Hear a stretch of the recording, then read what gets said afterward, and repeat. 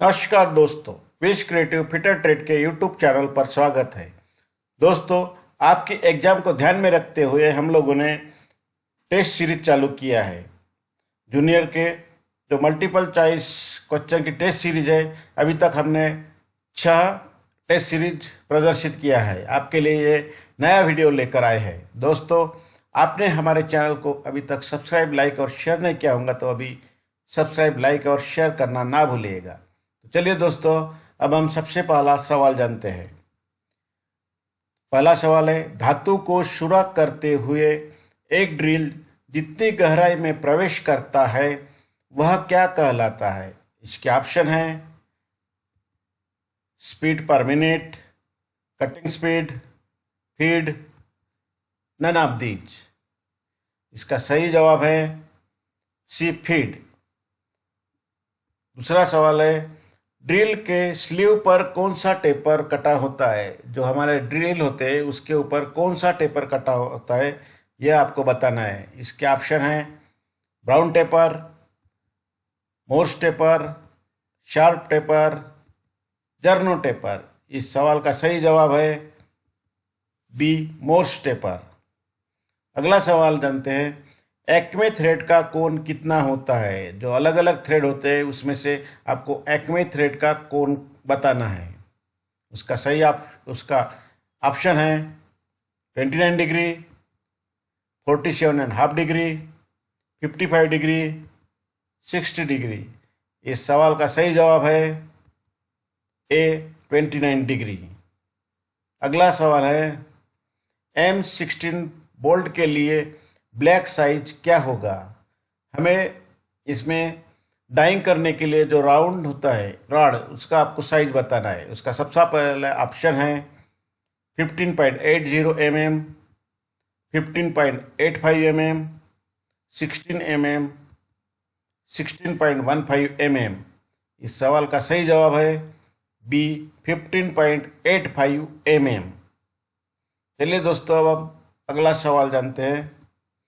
चित्र में प्रदर्शित वैशिष्ट्य का नाम क्या है? आपको जो ये चित्र में ऑपरेशन दिखाया गया है उसका क्या नाम है यह आपको बताना है। सबसे पहला ऑप्शन है स्पॉट फेशिंग होल, दूसरा ऑप्शन है काउंटर शंकिंग होल, तीसरा है काउंटर बोरिंग होल और D, tapping whole.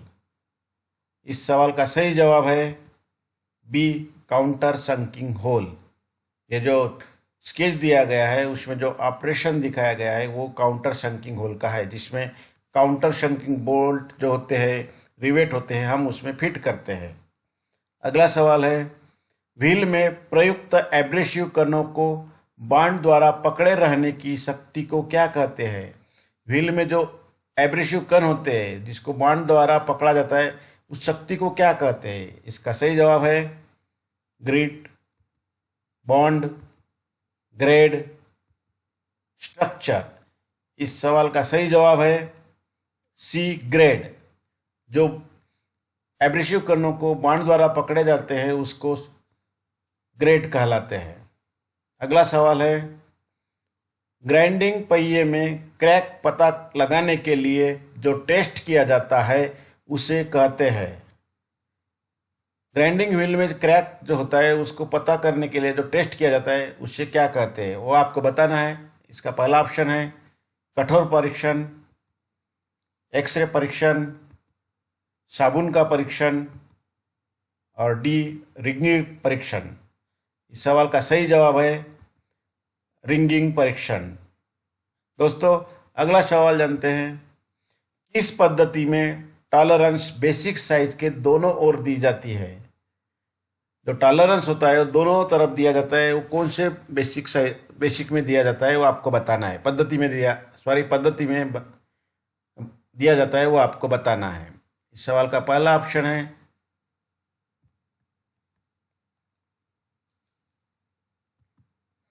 Unilateral tolerance, दूसरा बाइलैटरल, ब्रिटिश पद्धति और डी, मेट्रिक पद्धति। इस सवाल का सही जवाब है बी, बाइलैटरल। बाइलैटरल पद्धति में दोनों तरफ टॉलरेंस दिया जाता है।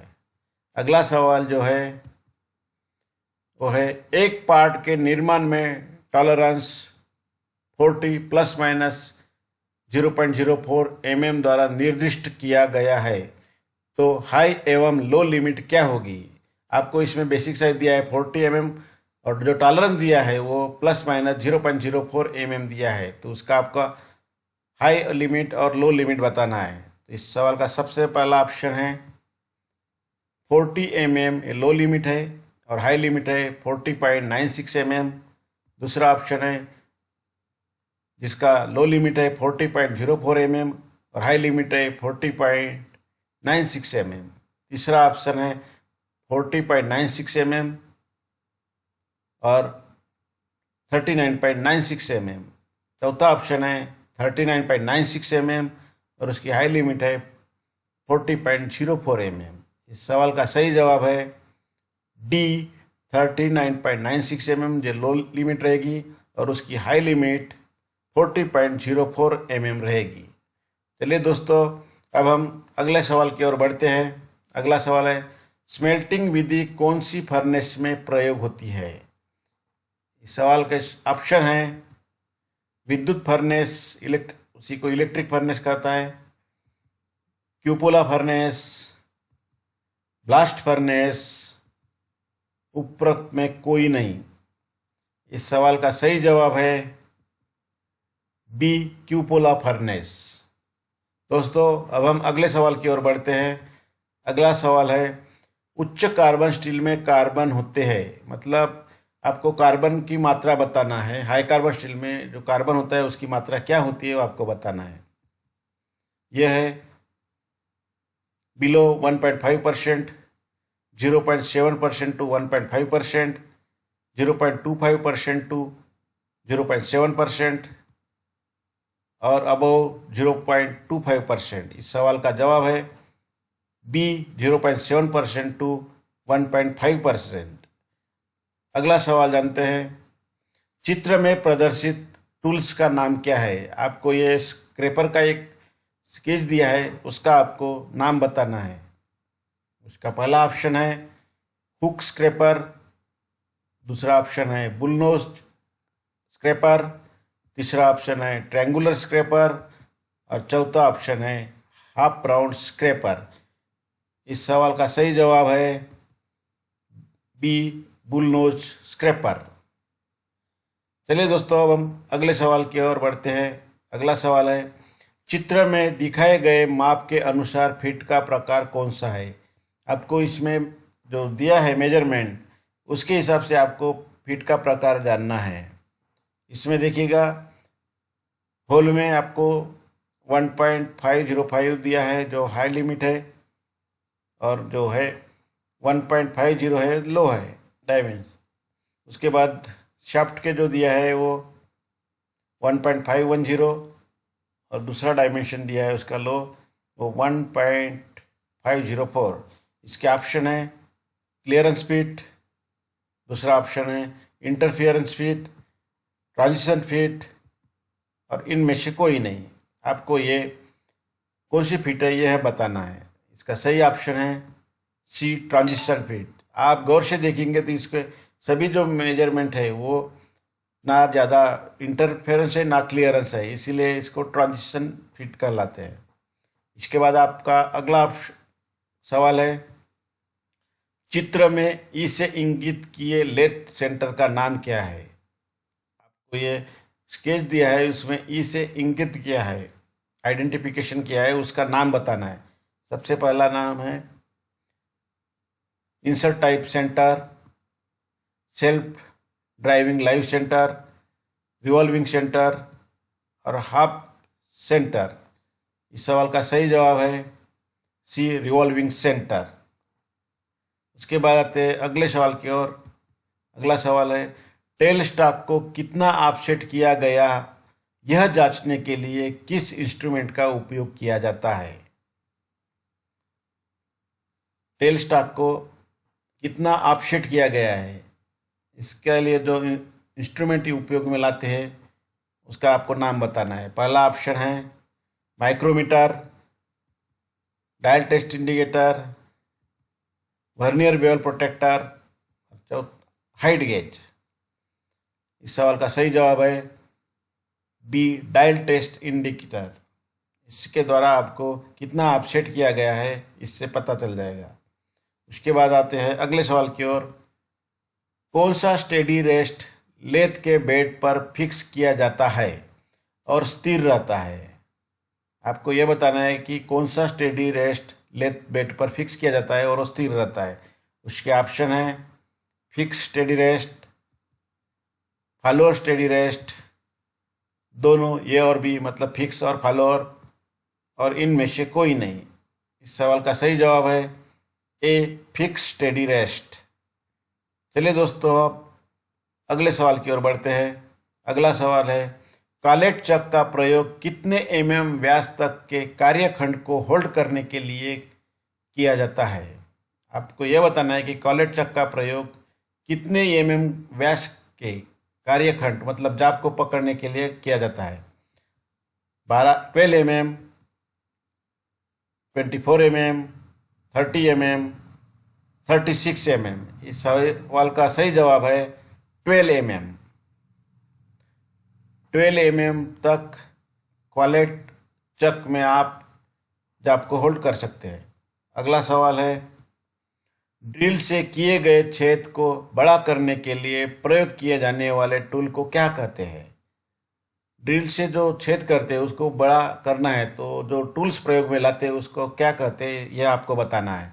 इसके ऑप्शन है boring tool, facing tool, form tool, ring head turning tool. इस सवाल का सही जवाब है ए, बोरिंग टूल। चलिए दोस्तों, अब हम अगले सवाल की ओर बढ़ते हैं। अगला सवाल है लेथ मशीन की लीड स्क्रू पर कौन सी चूड़ियाँ बनी होती है? मतलब आपको यह बताना है कि जो लेथ मशीन का लीड स्क्रू होता है उसमें थ्रेड कौन सी होती है। सबसे पहला ऑप्शन है बटरेस थ्रेड, बी ऑप्शन है एक्मे थ्रेड, सी ऑप्शन है वर्गाकार थ्रेड मतलब स्क्वायर थ्रेड, और डी ऑप्शन है विथवर्ड थ्रेड्स। इस सवाल का सही जवाब है बी, एक्मे थ्रेड्स। चलिए दोस्तों, अब अगले सवाल की ओर बढ़ते हैं। अगला सवाल है टेपर टर्निंग अटैचमेंट के द्वारा कितने तक की लंबाई में टेपर टर्निंग कर सकते हैं? इसमें आपको बताना है कि टेपर टर्निंग अटैचमेंट के लिए आप कितने तक की लंबाई में आप टेपर कर सकते हैं, यह आपको बताना है। सबसे पहला ऑप्शन है ये 235 250 260 300 इस सवाल का सही जवाब है 235 235 तक हम टेपर टर्निंग कर सकते हैं टेपर अटैचमेंट के द्वारा। अगला सवाल है 5S का तात्पर्य क्या है? आपको बताना है 5S का तात्पर्य क्या है, यह आपको बताना है। ऑप्शन है A, sort, sequence, segregation, standardization and sustain. B में है sort, set, systematic, standardization and sustain. C option है sort, set, shine, standardization and sustain. उसका डी ऑप्शन है sort, systematic, segregation, standardization and sustain. इस सवाल का सही जवाब है A, sort, sequence, segregation, standardization and sustain.